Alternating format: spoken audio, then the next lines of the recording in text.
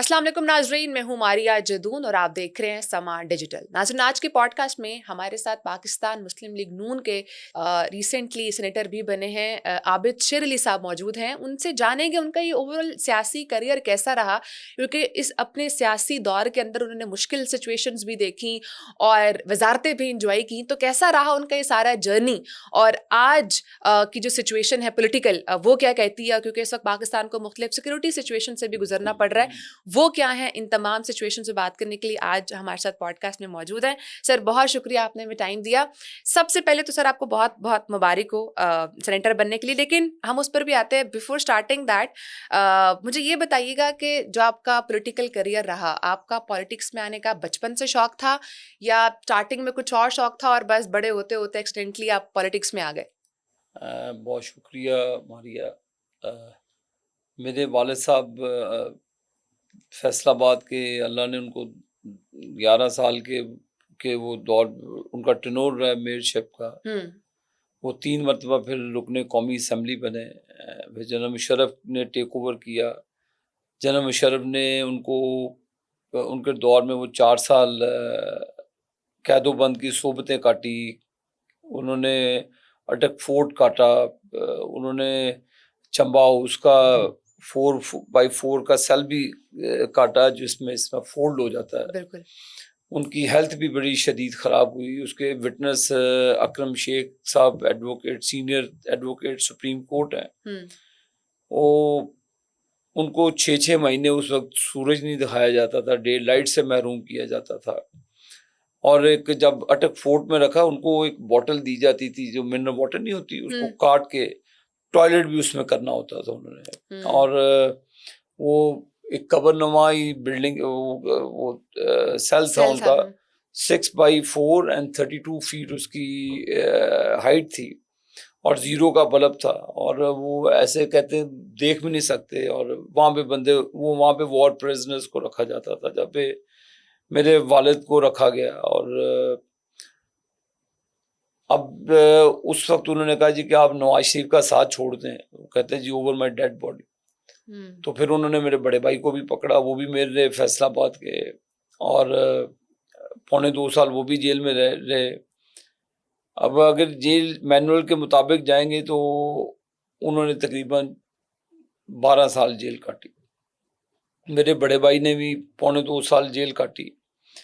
फिर मैं उनके केसेस के लिए, एक टांग मेरी अटक में होती थी, दूसरी मेरी चंबा हाउस में होती थी, तीसरी मैं मुल्तान में, मेरी मदर फिर फैसलाबाद में।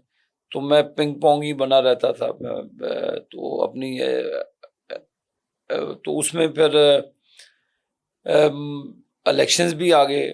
मेरे वालिद जेल में थे और 2002 का इलेक्शन था। तो वो फिर मेरा सियासी करियर का पहला इलेक्शन था, जब मुस्लिम लीग नून ने 16-17 सीटें जीती थी। I was one of them. और अल्लाह ने मुझे कामयाबी से नवाजा और अल्लाह की मेहरबानी से मैं MNA बना। जनरल मुशर्रफ के दौर में भी मैं भी 3-4 महीने के लिए जेल में गया, जब उन्होंने 8th अमेंडमेंट को पास कराना था। फिर MMA को मलवा लिया उन्होंने अपने साथ। उस वक्त MMA थी इत्तेहादी, पहले वो हमारे साथ ऑपोजिशन में थे। फिर 4 साल वो मेरी बड़ी एक वर्स्ट जेल थी। अभी तो लोग रोते ना, आंख का बहाना करते हैं। तो मुझे याद है कि वो मुझे शदीद सर्दी थी, तो मुशर्रफ को कहा था he is one of the unpredictable member, so उसे अगर आपकी तकरीर में कुछ हुआ तो उससे आप कुछ भी वो कुछ भी कर सकते हैं।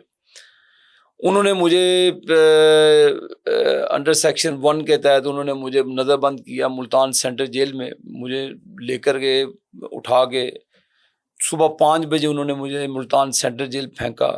और मुझे याद है शदीद सर्दी थी, और ऊपर वो डबल स्टोरी जेल है उनकी, और ऊपर वो उनके ये सलाखें नहीं होती जब वो लगी होती थी, तो ओपन था सारा।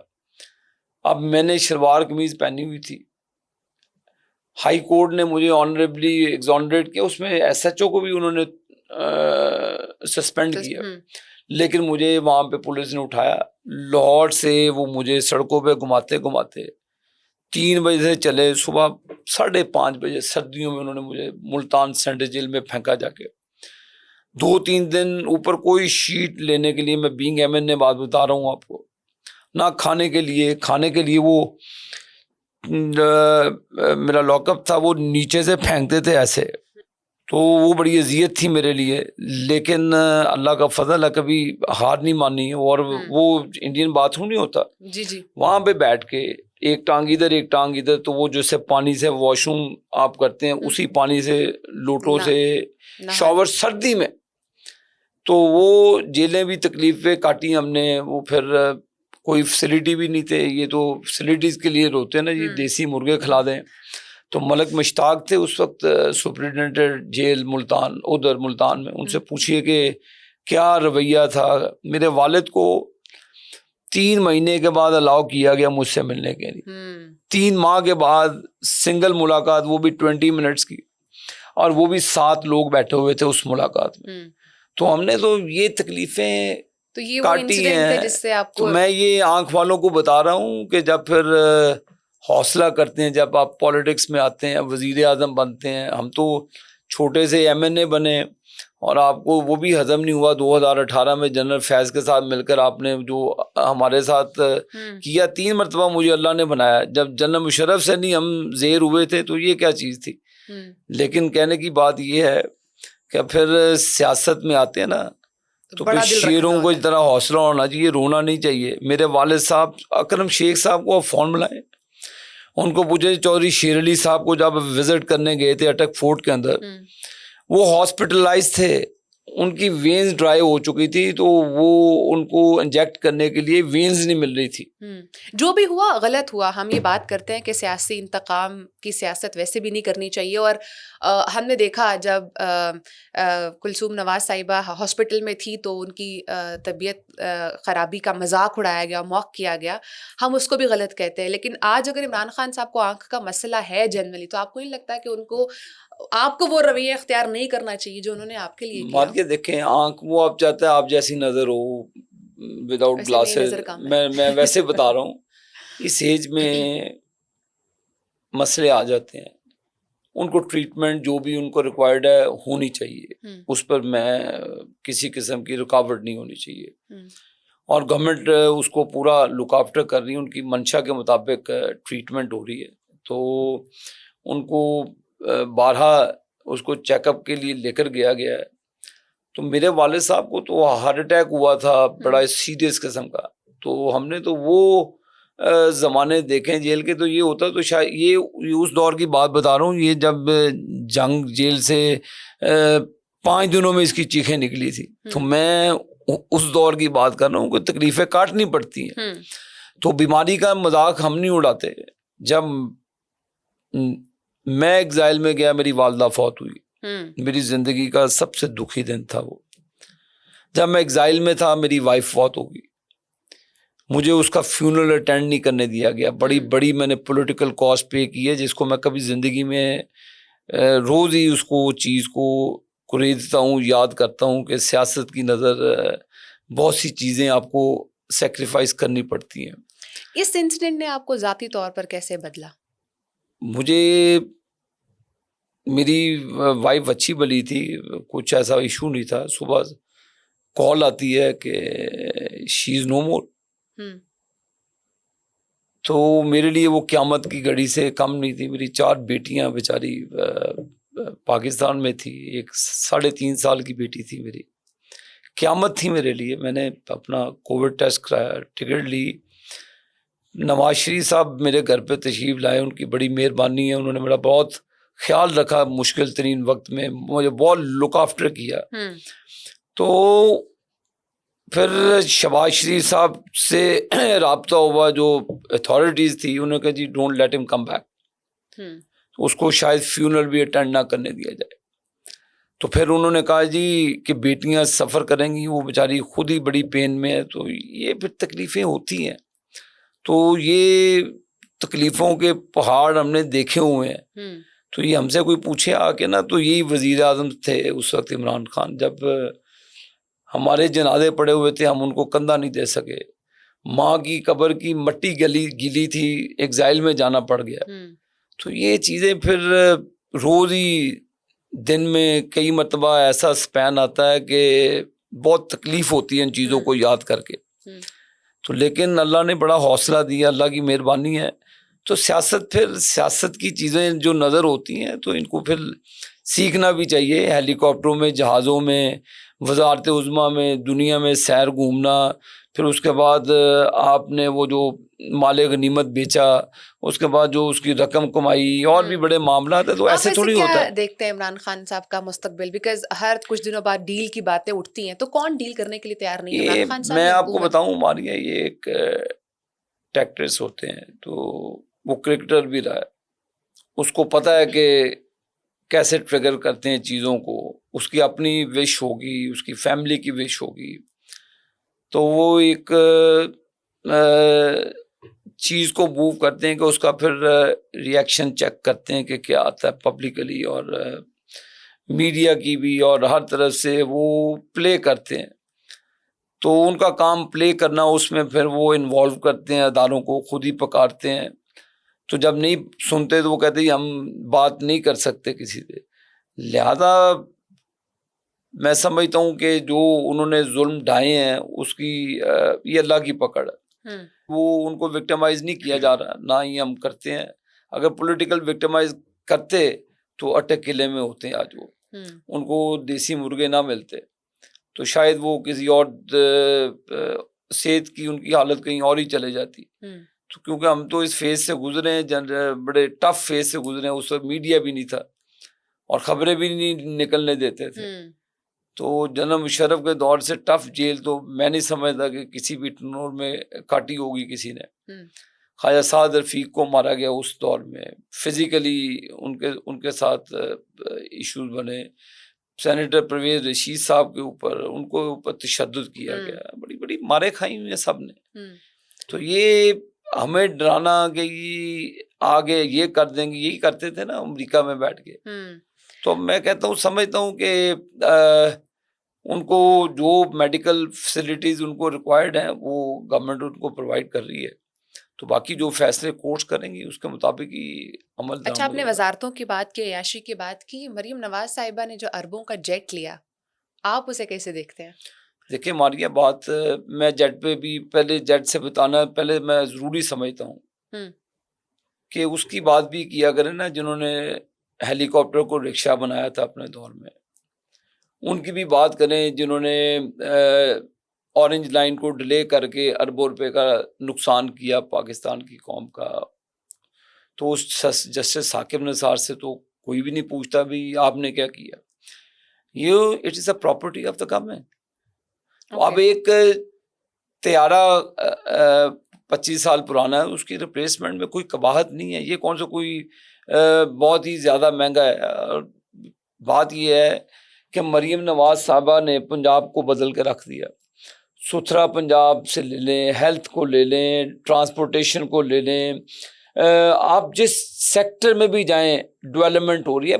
अल्लाह ने वसाइल दिए हुए हैं, तो उन वसाइल की मौजूदगी में वो उन्होंने कोई ड्राइवेंट तो लेकर नहीं जाना। वो तैयारा पंजाब गवर्नमेंट की प्रॉपर्टी है। आपको नहीं अच्छा लगेगा तो वक्त आएगा तो आप जो मर्जी फैसला कर लीजिएगा। फिर आप लोग आंखें बंद करके उसी को एंजॉय करते हैं। लेकिन आप मौका चाहिए, किसी की नज़र नहीं है केपी में क्या हो रहा है।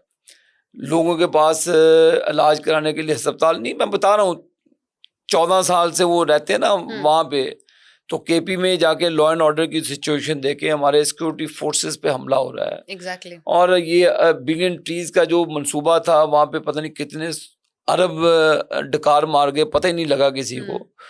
तो और भी इस तरह की बेशुमार चीज़ें हैं। तो वो त्यारे को लेकर मैं आजकल देखता हूँ, मैं हंसता भी हूँ कि त्यारा ना हो गया, पाक इंडिया की जंग होगी यार। और ये पेड लोग कुछ लगे होते हैं, मैं देखता हूँ पीटीआई के ट्रोल, और वो जो जिस तरह की बेहुदा पिक्चर्स अपलोड करते हैं, तो उनसे पूछे कि अगर हम उनकी माओ बहनों की बेटियों की इस तरह की पिक्चरें अपलोड करें तो उनको कैसा लगेगा। क्योंकि जिनमें शर्मो हया होती है तो वो ऐसा काम नहीं करते। तो मरियम नवाज शरीफ साहबा ने जो भी काम किया कानूनी तौर पे किया, अगर उनको सूबे के वसाइल इजाज़त देते हैं तो उसकी रिप्लेसमेंट में कोई बुराई नहीं है। देखें, पुरानी बसें चेंज करके इलेक्ट्रिक बसें चलाई, जो तनकीद करने वाले हैं ना, उनको चीज़ें सोने की भी बना के देते। मोटरवे पे भी जाते हैं ना, तो तनकीद करते थे बड़ी मोटरवे पे की जी इंफ्रास्ट्रक्चर बनाने से कौन से मुल्क चलते हैं, तो सैरे भी करते हैं उस मोटरवे पे। नवाज शरीफ के उस तोहफे को जो क्रिटिसाइज किया गया उस दौर में, सारी आज पूरा पाकिस्तान लिंक कर दिया। तो ये मारिए, ये छोटी छोटी चीज़ों को लेकर आप ऐसा आपने कर दिया कि पता नहीं कोई पाकिस्तान का कोई दिवालिया हो गया, पाकिस्तान कोई ग्रे लिस्ट में चला गया। भाई एक त्यारा है, त्यारा वसाइल से खरीदा। आप सूबों के पास भी वसाइल हैं, आप भी पंजाब जैसी अपने सूबों में तरक्की करें, आप भी अपने वसाइल से जो मर्जी करें। वसाइल की बात बुखारी साहब कहती है हम एयर पंजाब बनाने लगे इसलिए हमने त्यारा खरीदा। नहीं, देखे, मैं वो छोटी बहनों की तरह है, उससे गलत हैंडल हुआ, इस इशू को हैंडल नहीं कर सकी। तो कहने में क्या अर्ज है, एक चीज ली है तो ली है, छुपाने वाली कौन सी बात है। ऑन नहीं कर रहे थे ना, करना चाहिए, करना चाहिए। एक चीज मैं ली है, मैं क्यों उसको डिसोन करूं भाई। ली उसको, वो इंफॉर्मेशन मिनिस्टर थी, वो आगे कहती थी ली है, अपने वसाइल से ली है, तरक्की करके हर चीज से। कौन सा डाका मार के लिए है जब बैंक से पैसे उधार लेकर लिए हैं, या किसी हेल्थ के बजट को कट किया, एजुकेशन के बजट को कट किया। हमने तो किसानों को रिलीफ दी है मरियम नवाज शरीफ साहबा ने।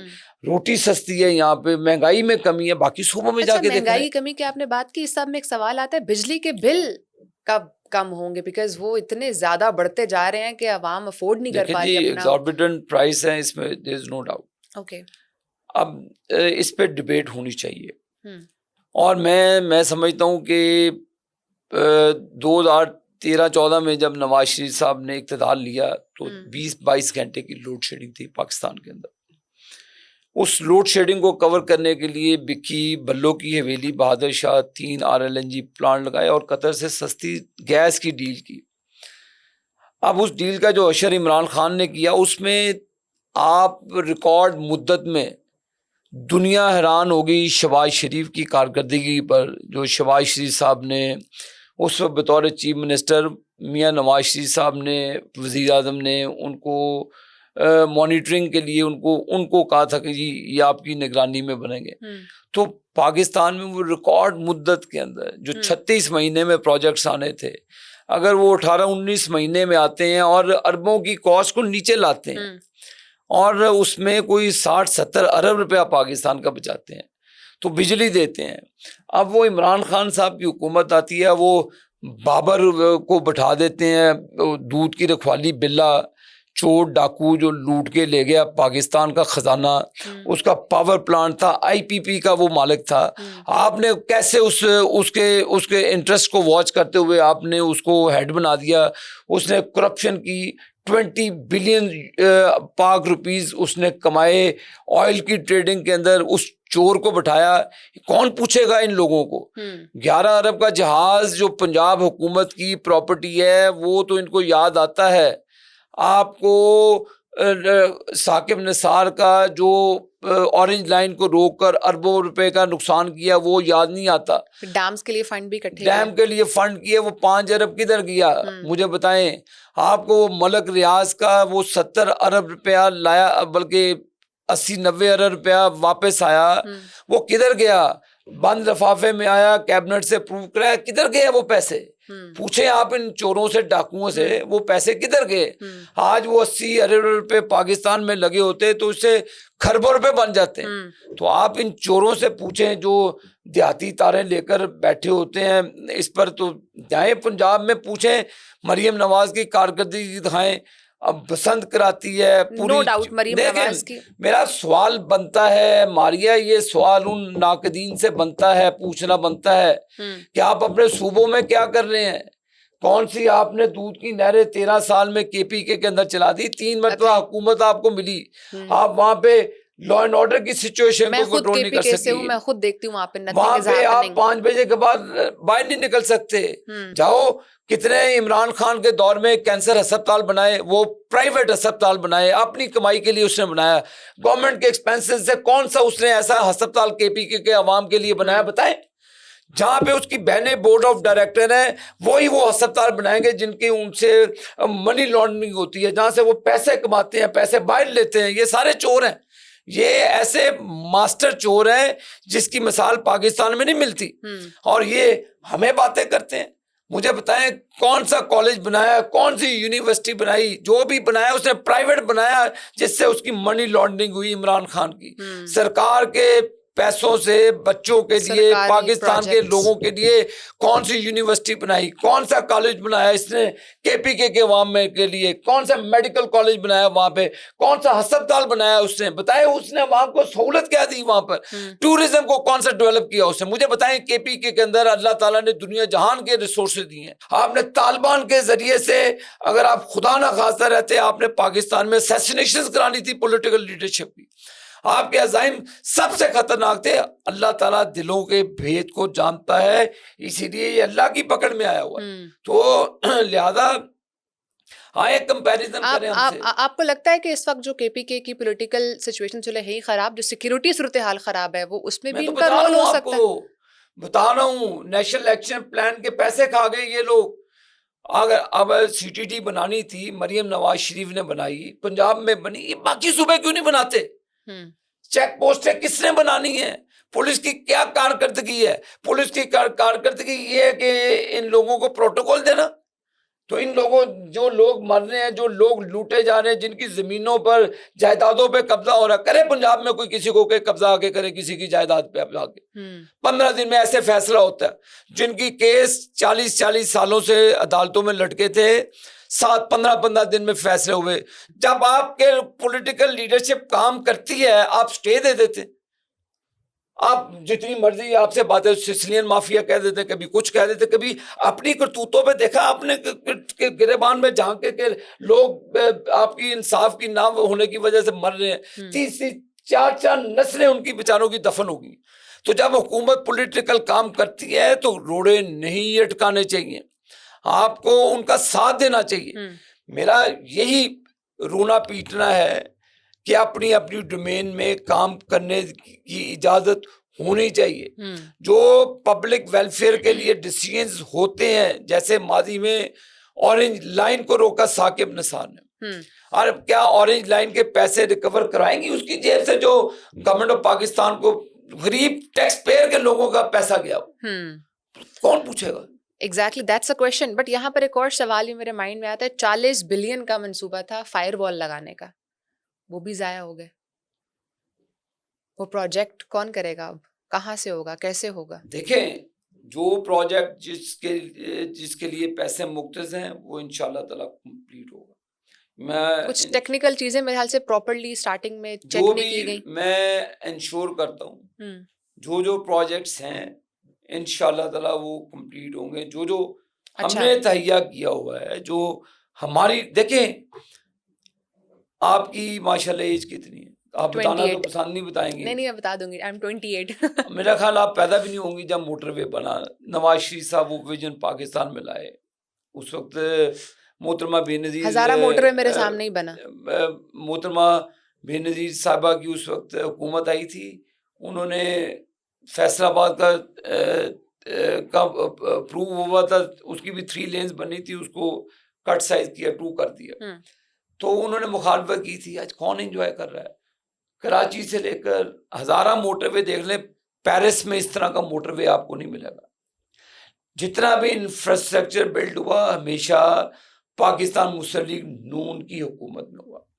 आए कंपैरिजन ड्रॉ करें ना जी आप, जो सूबे तरक्की कर रहे हैं, आप इनके चलो तीनों सूबों के कैपिटल्स में चले जाएं, चौथा पंजाब में भी चले जाएं, बाकियों को छोड़ दें, मेरे फैसलाबाद को छोड़ दें, मेरे मुल्तान को छोड़ दें, गुजरांवाला को छोड़ दें, बावलपुर को छोड़ दें, बाबर नगर को छोड़ दें, रहीम यार खान को छोड़ दें, सदर्न पंजाब को छोड़ दें डेरा गाजी खान को, उसको सरगोदे को भी छोड़ दें, ये हमारे उस तरह के शहरों के मुकाबले में शहर नहीं बना सकते। लाहौर तो फिर बड़ी दूर की बात है। दें, पानी की सहूलतें नहीं है। अभी भी कराची चल जाए, पानी का टैंक खरीद कर नहाना पड़ता है। केपी में सहूलत ही नहीं है। बलूचिस्तान में भी मामलात हैं। तो लिहाजा अगर तो पॉइंट स्कोरिंग करनी है, we are ready for it. अगर आपने डिबेट्स करनी है, we are ready for it. हम अकाउंटेबल हैं, हम आंसरेबल हैं, लोगों को देंगे जवाब। मरियम नवाज के ऊपर वीलॉगर्स बैठाए हुए हैं, यूट्यूबर्स बैठाए हुए हैं, आए बैठ के डिबेट कर लेते हैं भाई। यानी आप ये कह रहे हैं कि जो फायर वॉल वाला प्रोजेक्ट है वो भी कंप्लीट होगा?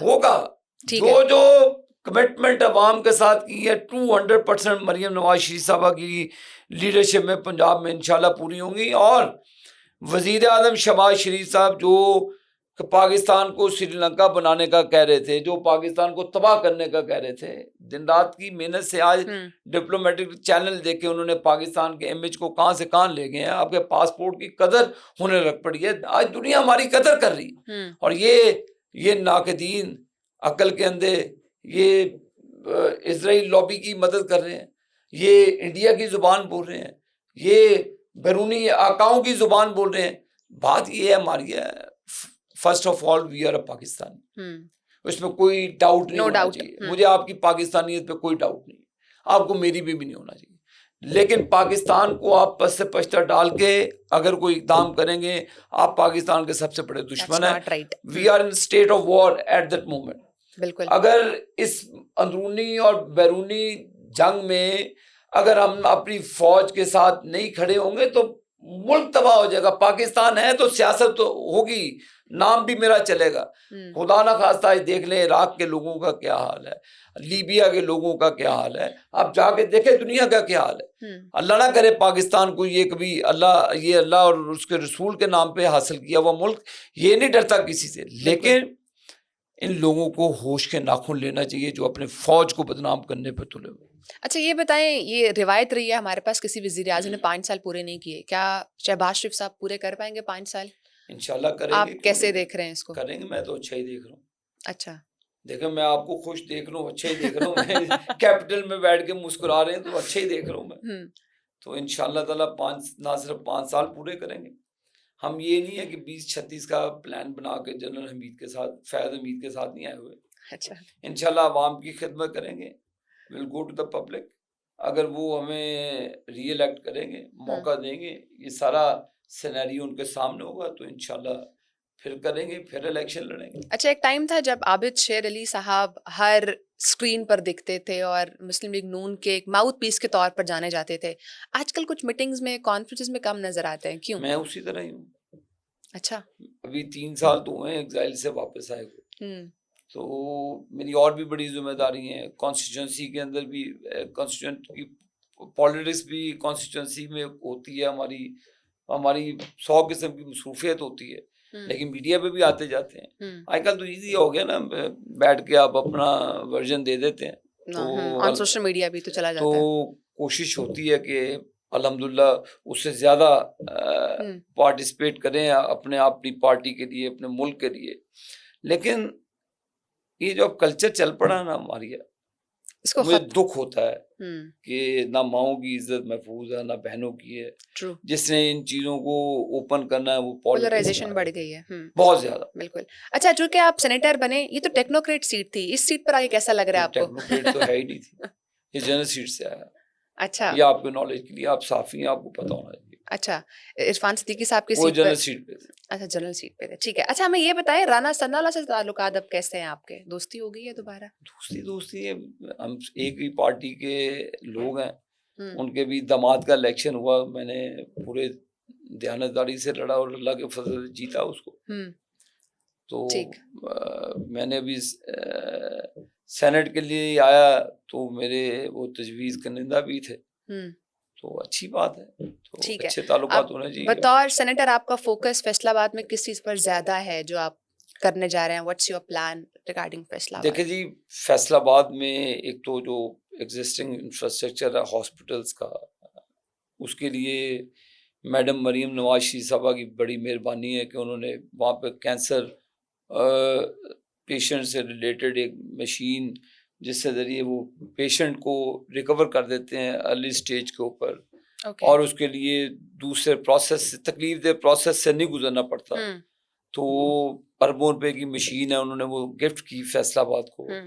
उन्होंने फैसलाबाद की जो खूबसूरती के लिए भी है, स्कूल कॉलेजेस, अभी इंशाल्लाह आईटी यूनिवर्सिटी का उन्होंने हमसे वादा किया है, ये ख्वाहिश है कि फैसलाबाद में आईटी यूनिवर्सिटी बने। और फैसलाबाद इंडस्ट्रियल सिटी है, उन्होंने इंडस्ट्रियल जोन बनाया फैसलाबाद में। शहबाज शरीफ साहब भी उस वक्त चीफ मिनिस्टर थे, उन्होंने फैसलाबाद के लिए नई इंडस्ट्री का जोन बनाया, वहाँ पे इंडस्ट्री लग रही है। तो कोई टैक्स रिलेटेड लोगों की परेशानियां हैं, एफपीआर से मुतल्लिक लोगों को शदीद शिकायत हैं। तो मैं समझता हूँ को इनको मेरा ख्याल है कि वज़ीर आज़म साहब ने डायरेक्शन दी है कि इनको रिकन्सिडर करें, ठीक, बिजली के बढ़ते हुए प्राइसेस को नीचे लेकर जाएं ताकि हम दुनिया में मुकाबला कर सकें। तो इन चीज़ों पर हुकूमत की, देखो हुकूमत खुशी से तो कोई चीज़ नहीं करती। अब हमारे भी ज़्यादातर लोग टैक्स नहीं देते, एक मखसूस तबका है उसके ऊपर हम बोझ डाली जा रहे हैं, वो फिर भाग जाएगा। ऐसे ही है। तो हम नेटवर्क में आना चाहिए लोगों को, जो साहिब हैसियत हैं उन लोगों को नेटवर्क में लाना चाहिए। और ये जो एक ही तबके के ऊपर आप हैमरिंग करी जा रहे हैं, ये मुल्क के लिए नुकसान है, ऐसा नहीं होना चाहिए। अच्छा, लास्ट में ये बताइएगा, बिकॉज मैं इसलिए भी मैसेज आपसे लेना चाह रही हूँ हमारे यूथ के लिए, बिकॉज यूथ कहीं ना कहीं मायूस है, लोग बाहर जा रहे हैं एजुकेशन के लिए, जॉब्स के लिए। एनी मैसेज फॉर देम, या जो इस वक्त पाकिस्तान में रहकर अपना फ्यूचर बिल्ड करना चाह रहे हैं? मेरी ख्वाहिश है, मैं अपनी एक राय देता हूँ, एज ए पॉलिटिशियन भी, एज ए वर्कर भी, एज ए पाकिस्तानी भी।